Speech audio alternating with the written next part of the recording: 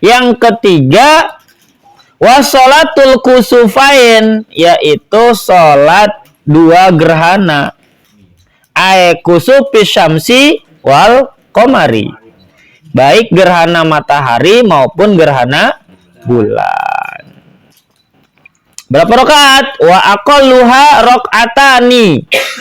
Paling sedikit adalah dua rakaat. Seperti sholat sunnah zuhur. Kas sunnati zuhri.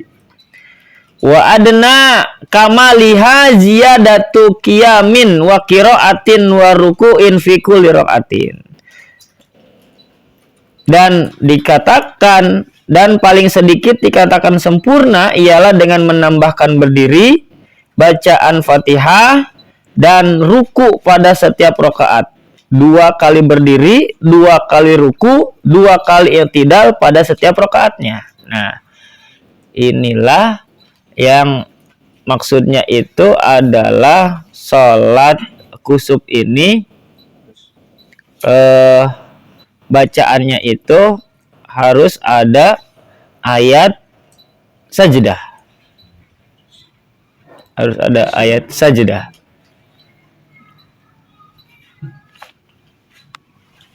Dua rakaatnya atau salah satunya? 2 rakaat, dua-duanya. Harus ada surat sajdahnya. Sempurnanya bagaimana? Surat apa aja yang dibaca pada saat sholat gerhana? Wal akmalu ayyaqra'a ba'dal fatihati fil qiyamil awali al-baqarah. Yang paling sempurna ialah membaca surat sesudah fatihahnya, yaitu saat berdiri pada rakaat pertama adalah membaca surat al-baqarah atau yang seukurannya. Al-Qadraha. Surat Al-Baqarah lumayan tuh. Wa fi tsani, rakaat keduanya, kami atai ayatin minha, sepanjang 200 ayat Al-Baqarah.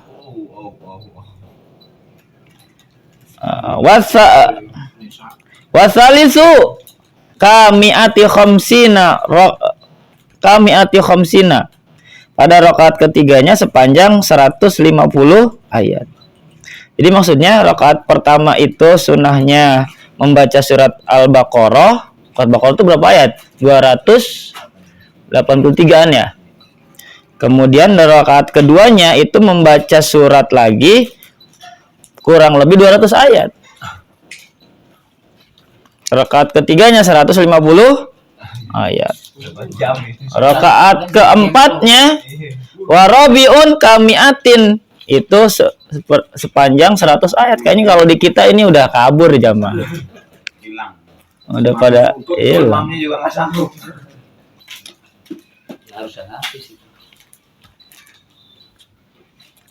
Kemudian disunnahkan juga wa ayyusabbiha fil awali ruku'in wa sujudin kamiatin minal baqarah. Waduh. Disunahkan juga membaca tasbih pada awal ruku dan sujud, misalnya 100 ayat dari surat Al-Baqarah. Jadi baca tasbihnya itu sekadar atau selama 100 ayat tadi. Luar biasa ini. Berat. Wa fi tsani min kulli minhuma kasamanina. Rakaat keduanya baca tasbih pada saat ruku dan sujud sekadar atau semisal 80 ayat panjangnya, lamanya. Kemudian wasalisu minhuma kasab'in warabiun ka khamsin. Ketika berdiri yang ketiga setiap ruku dan sujud 70 ayat. Ketika berdiri keempat ketika berdiri yang keempat 50 ayat. Jadi masing-masing itu diselingi tasbih itu. Dan tasbihnya tadi kadar-kadarnya sudah disebutkan. Tapi kayaknya di sini nggak ada yang praktekin itu, Pak. Nah, di sini ada dalam kurungnya. Meskipun demikian,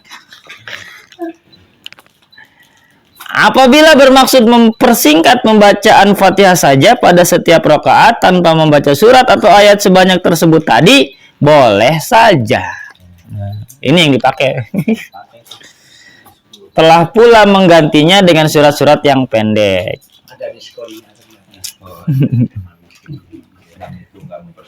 Dan sama seperti sholat Id, sholat Jumat, sholat gerhana juga bi khutbataini dengan disertai dua khutbah ma'ahuma ba'dahuma.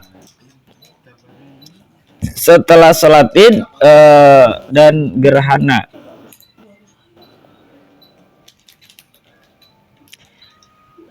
Ayusanu khutbatani ba'da fi'li sholatil idain walau fi ghaddin fima yazharu wal kusufain wa yaftihul ula khutbatil id lal kusufi bitis in tik takbiratin wasaniyatin bisab'in wilain. Disunahkan khutbah 2 kali setelah mengerjakan salat id, walaupun salat id dilaksanakan keesokan harinya. Menurut kaul yang jelas dan setelah salat gerhana, khatib membuka khutbah pertama pada salat id tidak pada gerhana, sedang 9 kali takbir pada khutbah kedua, takbir secara sambung menyambung. Maksudnya setelah salat gerhana tadi kita juga mendengarkan khutbah, dan khutbahnya itu sekadar atau seperti khutbah Idul Fitri atau Idul Adha. Ketika khutbah salat gerhana sebaiknya diganti dengan istighfar. Kalau tadi di khutbah Idul Fitri itu ada takbirnya kan, biasanya kan? Kalau mau khutbah itu ada kan takbir juga. Nah, di salat kusuf itu diganti dengan astagfirullah.